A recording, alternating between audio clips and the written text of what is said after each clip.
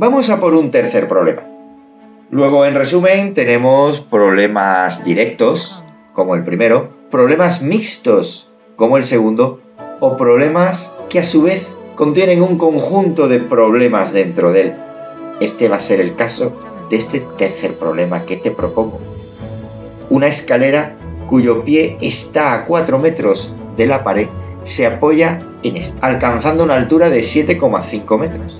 ¿A qué distancia de la pared debes colocar el pie de la escalera para que llegue a una altura de 8 metros? Vamos a recopilar datos directos, vamos a expresar gráficamente la situación y ahí la tienes. Una escalera que se encuentra apoyada sobre una pared, alcanzando una altura de 7,5 metros y cuyo pie de escalera está a 4 metros de la pared.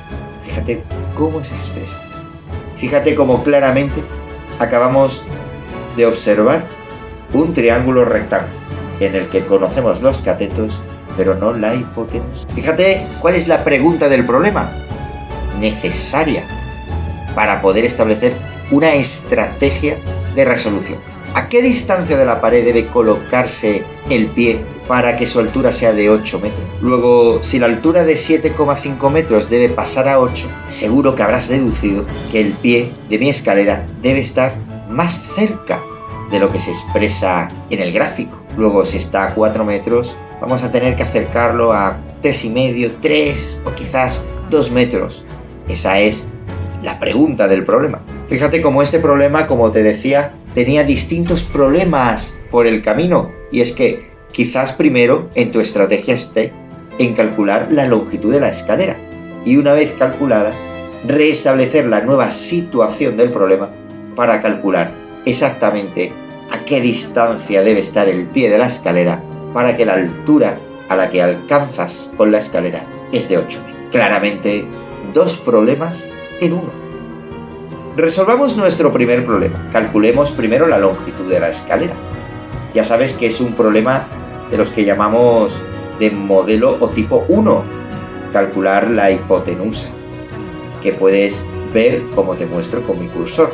Ya estás más que familiarizada con este procedimiento. Luego la escalera sabemos que mide exactamente 8,5 metros.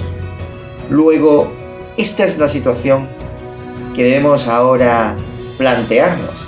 Si la escalera mide 8,5 metros y quiero alcanzar una altura de 8 metros, como te muestro con mi cursor, ¿qué distancia debe haber entre la pared y el pie de la escalera? Fíjate que nos encontramos con un segundo problema, que de nuevo su estrategia será resolverlo a través de Pitágoras, pero esta vez a través del modelo 2, ya que conocemos hipotenusa y cateto y queremos conocer el cateto base. Vamos allá. Para ello conoces muy bien ya el procedimiento que te muestro con mi cursor. Y es que la distancia debe ser exactamente la raíz de 8,25, es decir, 2,87 metros. La solución es que debe colocarse a 2,87 metros de la pared. Y efectivamente tiene todo el sentido con la estimación inicial que se hizo al describir el problema. Y es que es una buena práctica introducir una estimación de la solución antes de lanzarnos a establecer una estrategia o a resolver el problema, porque sabrás si tu solución tiene o no tiene sentido con lo que te esperabas.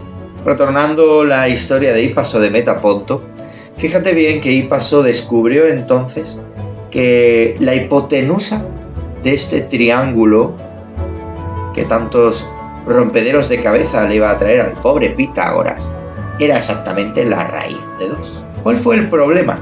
La secta pitagórica basaba todas sus enseñanzas en los números naturales, es decir, aquellos que servían para contar, y las proporciones o razones entre estos, es decir, fracciones.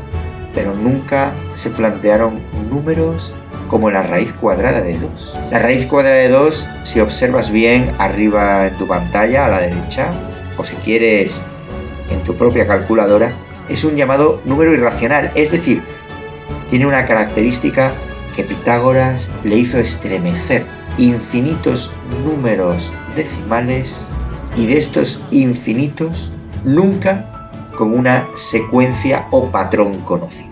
Este número, un tanto diabólico, rompía con todas las bases de la secta pitagórica que hasta su momento tantos adeptos y adeptas había encontrado, y Paso de Metaponto corría peligro.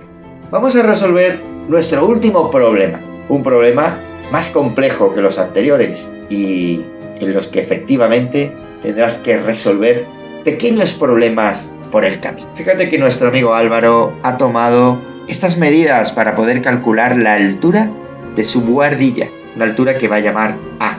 La buhardilla de Álvaro tiene las dimensiones que te muestro con mi cursor. El tejado, una longitud exactamente de 15 metros. La altura de la pared izquierda, 4 metros. Y la anchura de la habitación, 18 metros. La pregunta que Álvaro se hace es: ¿cuánto medirá exactamente esta altura? El primer paso va a ser calcular la distancia D, y cuando tengamos la distancia D, tendremos la capacidad de calcular la altura A. En definitiva, es un problema que integra dos problemas en su interior. Dos triángulos rectángulos, como bien puedes observar como te muestro con mi cursor. El primero, formado por una hipotenusa 5, un cateto 4 y otro cateto D.